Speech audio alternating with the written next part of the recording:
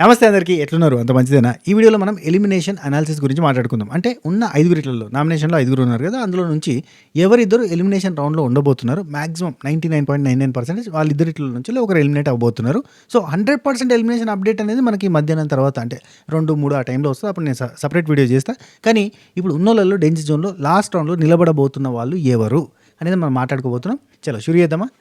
First of all కొత్తగా channel చూస్తుంటే subscribe చేసి గంట కొట్టి అలానే సింబల్ ప్రెస్ చేసుకుని పెట్టుకొని పాతలో ఒక లైక్, కొత్తోళ్ళు మీకు నచ్చిన కాడ లైక్ కొట్టే ప్రయత్నం చేయండి. అందరూ కూడా హైప్ ఇచ్చే ప్రయత్నం చేయండి. ఏం లేదబ్బా, ఛానల్ గ్రోయింగ్కి మీ సపోర్ట్ అంతే, రైట్? నామినేషన్లో ఉన్న ఐదుగురిట్లలో సంజన గారికి అన్డౌటెడ్లీ టాప్ ఓటింగ్ పడుతుంది. అది ఎవరైనా చెప్తారు. పాజిటివ్ ఆర్ నెగిటివ్ ఆమె ఫుటేజ్ మాత్రం గ్రాప్ చేస్తుంది. ఎగ్గులు తింటుందా, బట్టలు దాచి పెడుతుందా, ఇంకేమన్నా చేస్తుందా, ఇంకేదో. అంటే మా దగ్గర అయితే సుండి పనులు అంటారు. అంటే ఏమైనా చిల్లర పంచాయతీలు నాటి అంటది కదా, ఈమె నాటి అంటది. మాస్క్ మ్యాన్ వచ్చేసి సైకోయిజం అంటాడు, సైడిజం అంటాడు. ఏదేమన్నా కానీ ఏదో ఒక పని అయితే చేస్తుంది. ఏదో ఒకటి పుల్ల పెట్టి చల్లగా కూర్చుండే పుల్లలో పుల్లమ్మ. ఆమె ఏదో ఒకటి చేసి ప్రతి ఎపిసోడ్లో తనకంటూ ఒక 10 నిమిషాల టైం తీసుకుంటుంది. సో ఆమె క్యాలిక్యులేషన్ కూడా అట్నే ఉంటుంది. ఈ ఎపిసోడ్లో నా 10 నిమిషాల టైం ఏది అని చెప్పి చూసుకుంటుంది. ఒకసారి ఇమాన్యుయల్ తోటి కూడా సేమ్ డిస్కషన్ చేస్తుంది. చాలరా ఇచ్చేసిన ఈ రోజుకి అంటది. ఇమాన్యుల్ కూడా ఒకసారి ఈ పోప్ పంచాయతీ అప్పుడు కూడా అంటాడు కదా, 1 అవర్ నీదే ఉన్నది కదా, 1 అవర్ నీది ఉన్నది, టాస్క్ హాఫ్ అన్ అవర్ ఉన్నది, 1.5 అవర్ ఎడికెళ్ళేస్తారు అంటే 1 అవర్ నాది ఏర్రా, ఒక 40 మినిట్స్ చేసి టాస్క్ 20 మినిట్స్ చేస్తుంది అంటది. అట్లా క్యాలిక్యులేట్ చేస్తుంది ఆమె. So like that content queen. So తనకి ఓటింగ్ ఎట్లయినా పడుతుంది. ఒక పంచాయతీ పెట్టినప్పుడు పాజిటివ్ ఆర్ నెగిటివ్ తన సైడ్ రైట్ ఉండని రాంగ్ ఉండని జనాలు స్ప్లిట్ అవుతారు. స్ప్లిట్ అయ్యి పాజిటివ్ సైడ్ అంటే నెగిటివ్ సైడ్ కొంతమంది పోతారు, పాజిటివ్ సైడ్ కొంతమంది పోతారు. ఈ లెక్క ఆమెకి చాలా క్యాలిక్యులేటివ్గా ఉన్నది కాబట్టి ఈ లెక్కన తనకి గట్టి సపోర్టర్స్ వచ్చారు. ఓటింగ్ గట్టిగా పడుతుంది అన్డౌటెడ్లీ. కథం. రెండో ప్లేస్లో ఎవరు ఉన్నారనేది ఇక పెద్ద అగమ్య గోచరంగా ఉంది. సో సెకండ్ ప్లేస్లో కొన్ని పోల్స్ చూస్తుంటే, బయట పోల్స్ చూస్తుంటే శ్రీజ ఉంది. చాలా వరకు శ్రీజనే కనబడుతుంది, కొన్నిట్లలో దివ్య కూడా కనబడుతుంది. సో వీళ్ళిద్దరికి సెకండ్ ప్లేస్ ఆర్ థర్డ్ ప్లేస్లో ఓటింగ్ ఉంది. సో వీళ్ళిద్దరికి safe voting. Maximum Sreeja eliminate కాదబ్బా. శ్రీజ ఎలిమినేట్ ఎందుకు కాదు అంటున్నంటే, కళ్యాణ్ నామినేషన్లో లేడు, దిమాన్ నామినేషన్లో లేడు, హరీష్ ఉన్నాడు. అఫ్కోర్స్ హరీష్కి వీళ్ళకి సంబంధం లేదు, సపరేట్ ఎంటైటీ కదా. హరీష్ అనేటి ఆయన సపరేట్ ఎంటైటీ కాబట్టి ఆయనకి వీళ్ళకి సంబంధం లేదు. కామనర్స్ నుంచి ఉన్న పర్సన్స్లో శ్రీజ ఒకతే ఉంది. ఇప్పుడు ప్రియా కూడా బయటకు వెళ్ళిపోయింది. ప్రియాకి సంబంధించిన ఓటింగ్ కూడా ఉంటుంది కదా, ఖచ్చితంగా శ్రీజకి హెల్ప్ అవుతుంది. ఎంతో కొంత ఓటింగ్, పావులా ఉన్నా చారాన్న, అదే ఆటనున్నా బారానున్నా ఎంతున్నా కానీ ఆ ఓటింగ్ అనేది హెల్ప్ అయితే అవుతుంది కదా. సో ఈ లెక్కన శ్రీజకి ఓటింగ్ హెల్ప్ అవుతుంది. అండ్ ఇంకొకటి, ప్రియా ఎలిమినేట్ అయినప్పటి నుంచి శ్రీజ ఎంత తగ్గిందంటే విపరీతంగా తగ్గిపోయింది. అంటే మాటలు కావచ్చు, అరుపులు కావచ్చు, గోల లొల్లి పంచాయతీ అన్నీ అర్థమైపోయినాయి. ఓయమ్మ, ఆ రోజు ప్రియ సైలెంట్గా ఉన్నా కానీ ఎలిమినేట్ అయిందంటే ఇంకా అంతకంటే సైలెంట్గా ఉండాలా అని అర్థం చేసుకుంది. అట్నే ఉంటుంది, అది తనకే ప్లస్.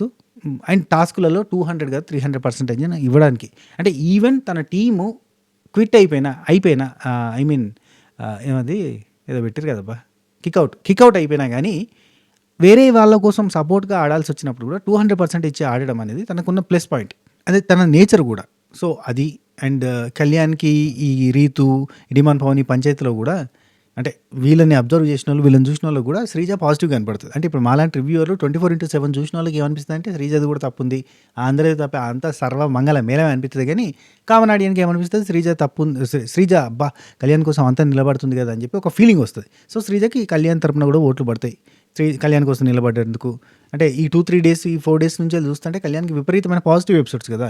సో ఆ ఓటింగ్ కూడా ప్లస్ అయితే శ్రీజ సేవ్ అయిపోద్ది బా. ఇక దివ్య నిఖిత వచ్చినప్పుడు రాగానే సాలిడ్ ఇంపాక్ట్ క్రియేట్ చేసింది. సంజనతోటి ఆపోజిట్గా నిలబడడం కానీ, ఫైర్ కానీ, రాగానే ట్రయాంగిల్ లవ్ స్టోరీ అనడం కానీ, అండ్ స్క్రీన్ స్పేస్ కూడా బిగ్ బాస్ మామ చాలా ఎక్కువ ఇచ్చిండు. అన్ని రకాల టాస్కులలో తనకి ఈజీ బైపాస్ చేసి నువ్వురా దివ్య నిఖిత ఉంటుందా, క్యాప్టెన్సీ టచ్లు ఉంటుంది, ఇమ్యూనిటీలు ఉంటుంది, అన్నిట్లలో ఉంటుంది, అవే మాట్లాడద్దు మీరు, సైలెన్స్, ఆమె కొత్తగా వచ్చింది, ఆమెకు ప్రిఫరెన్స్ ఉంది అన్నట్టుగా. కొత్తగా స్కూల్కి కొత్త స్టూడెంట్ వచ్చిందనుకో, ఒక అమ్మాయి వచ్చిందనుకో స్కూల్లో ఉన్నప్పుడు, ఆ అమ్మాయికి ఎక్కడైనా ప్రిఫరెన్స్ చూపిస్తూ ఉంటారు అందరూ. కో ఎడ్యుకేషన్ స్కూల్ అయితే ఇంకా ఘోరంగా ఉంటుంది, బాయ్స్ అంతా ఆ అమ్మాయినే చూస్తూ ఉంటారు ఆ టైప్లో. సారీ. అయితే ఇక్కడ కూడా ఏంటంటే బిగ్ బాస్ మా బాగా ప్రిఫరెన్స్ ఇచ్చారు. ఎందుకంటే 3 వారాల తర్వాత వచ్చింది, ఇప్పుడు ఓట్ బ్యాంక్ లేకుండా వచ్చింది, సడన్గా వీళ్ళకి అందరికీ ఫ్యాన్ బేస్ ఉంటుంది, ఇప్పుడు వచ్చిన తర్వాత ఈమెకి ఇబ్బంది అవుతుంది అని చెప్పి స్క్రీన్ స్పేస్ ఎక్కువ ఇచ్చిండు. అట్ ద సేమ్ టైం ఆ స్క్రీన్ స్పేస్ని కరెక్ట్గా వాడుకుంది, మైండ్ గేమ్ యూజ్ చేసింది. ఆ తర్వాత ఫుటేజ్ లేదు అంటే ఈ టాస్కులలో పెద్దగా గట్టిగా పర్ఫామ్ చేయాలంటే శ్రీజ రేంజ్ పర్ఫార్మెన్స్ని మనం ఎక్స్పెక్ట్ చేయలేము. మైండ్ గేమ్ అయితే ఎక్స్పెక్ట్ చేయగలుగుతాం కానీ ఫిజికల్ గేమ్ని ఎక్స్పెక్ట్ చేయలేం.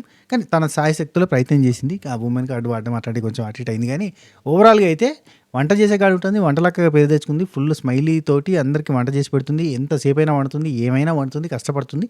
ఇవన్నీ ఓకే, కానీ ఇవన్నీ ఓటు బ్యాంక్గా క్రియేట్ కావు. అక్కడుండి కాంట్రవర్సీ చేసే తనుజ లాంటి వాళ్ళకి ఓటు బ్యాంక్ అవుతుంది మళ్ళీ.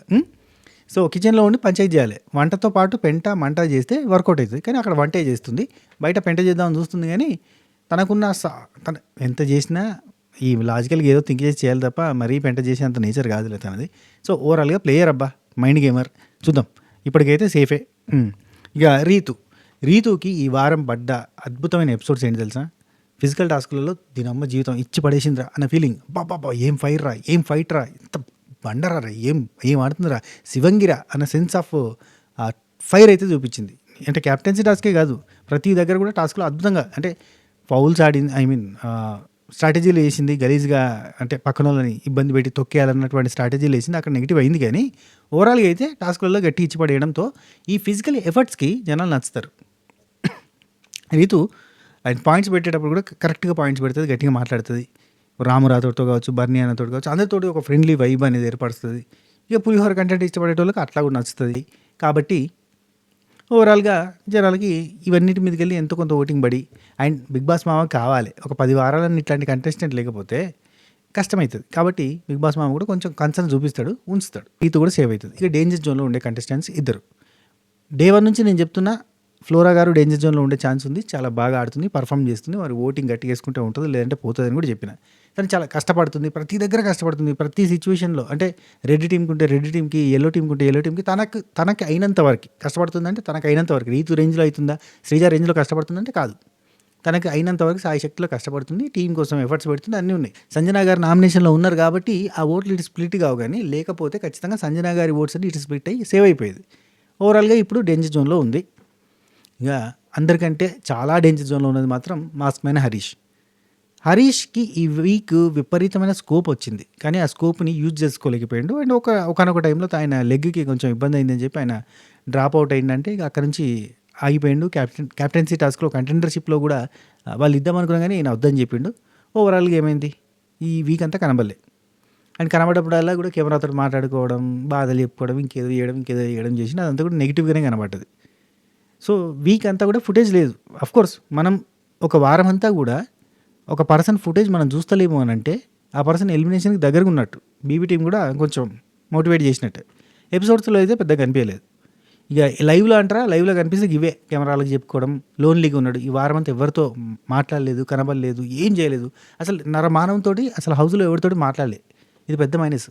సంజన, ఫ్లోరా వీళ్ళు ఊకే డిస్కషన్ కూడా. హరీష్ అసలు కనబడతలేడు, ఆయన ఎవరితో మింగిల్ అవుతలేడు. బర్నీ అన్నతో కూడా డిస్కషన్ చేసినప్పుడు కూడా ఆయన ఎవరితో కనీసం గుడ్ మార్నింగ్ కూడా చెప్తలేడు, అసలు ఎవరితో మాట్లాడతలేడు. కష్టంగా ఉంది, ఆయన ఇక్కడ ఉండడం కూడా కరెక్ట్ కాదు. ఆయన ఒక రాంగ్ ప్లేస్లో ఉన్నాడు. ఈ రాంగ్ ప్లేస్లో ఉండడం వల్ల ఆయనకి ఇబ్బంది, మనకి ఇబ్బంది. ఆయన అట్లా చూస్తూ ఉంటే మనకి బాధ అనిపిస్తుంది. ఇవన్నీ డిస్కషన్స్ జరిగినాయి.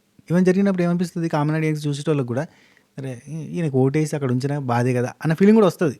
ఖచ్చితంగా మాస్క్ మ్యాన్కి ఓటేద్దామని కూర్చున్న వాళ్ళకి చూడంగానే ఈయన అక్కడ ఉన్న ఇబ్బందే పాపం అన్న సెన్స్ వస్తుంది. అఫ్కోర్స్ టాస్క్లో అమ్మాయిలని మిస్బిహేవ్ చేసే సిచ్యువేషన్ అంటే అట్లా పోర్ట్రే అవుతున్న టైంలో, ఉమెన్ కాడ అవతల ప్లే చేసిన టైంలో ఆ ఫీట్ టచింగ్ అది అద్భుతం. కానీ అదొక్కటే నిలబెడుతుందా అంటే కష్టం. సో ఓవరాల్గా అయితే వీక్లో అసలు ఎక్కడ పర్ఫార్మెన్స్ కనిపించలేదు. కాబట్టి మ్యాక్సిమం హరీష్ వెళ్ళే ఛాన్స్ ఉంది. ఒకవేళ మాస్క్ మ్యాన్ హరీష్కి కామనర్స్ కేటగిరీ నుంచి వచ్చింది కదా, అయ్యో పాపం అని చెప్పి ఓట్లు వేస్తే కనుక జనాలు, అప్పుడు ఫ్లోరా గారు ఎలిమినేట్ అయ్యే ఛాన్స్ ఉంది. సో వీళ్ళిద్దరి మధ్యలో ఎలిమినేషన్ ఉంటుంది. ఇది వీడియో. ఈ వీడియో మీకు నచ్చిందని అనుకుంటున్నా. నెక్స్ట్ వీడియోలో మనం వైల్డ్ కార్డ్ ఎంట్రీస్గా ఎవరు రాబోతున్నారో, అందులో అబ్బాయిలు ఎంతమంది, అమ్మాయిలు ఎంతమంది, వాళ్ళని హౌస్లోకి పంపుతున్నారు కదా, ఓనర్స్గా పంపుతారా, టెనెంట్స్గా పంపుతారా, ఏ డేట్ నాడు లోపలికి పోతున్నారు, గ్రాండ్ లాంచ్ 2.0 అప్డేట్స్ ఏంటి, అండ్ ఎవరు రిజెక్ట్ చేశారు, ఎందుకు రిజెక్ట్ చేశారు, అమర్దీప్ వస్తున్నా లేదా, ఇట్లాంటి అన్ని టాపిక్ల గురించి నెక్స్ట్ వీడియోలో మనం మాట్లాడుకుందాం. ఓకేనా? అంతవరకు సెలవు. టాటా, బై బై, నమస్తే, శబా ఖైర్.